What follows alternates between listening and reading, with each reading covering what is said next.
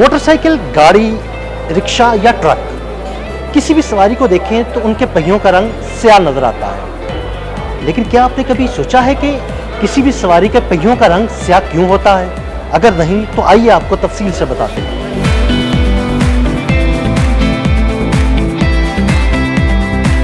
कुदरती तौर पर रबड़ का रिंग ऑफ वाइट होता है और गाड़ियों के इब्तदाई मॉडल में भी हल्के रंगों के टायर इस्तेमाल किए गए थे। इब्तदाई जमाने में टायरों में अक्सर कुदरती रबड़ में जिंक ऑक्साइड को मिलाया जाता था ताकि मटेरियल को मजबूत बनाया जा सके, जिसकी वजह से उन टायरों का रंग सफेद होता था। मगर फिर बतदरीज टायर तैयार करने वाली कंपनियों ने स्याह रंग को अपनाने का फैसला किया। लेकिन सवाल ये है कि कंपनियों की जानिब से स्याह रंग का इंतखाब ही क्यों किया गया? तो माहिरीन के मुताबिक 1908 की गाड़ी में सफेद टायर इस्तेमाल हुए थे, मगर 1917 में स्याह रंग के पहिए इस्तेमाल होना शुरू हुए। ऐसा उस वक्त हुआ जब कंपनियों की जानिब से कार्बन ब्लैक को कुदरती रबड़ में शामिल किया जाने लगा।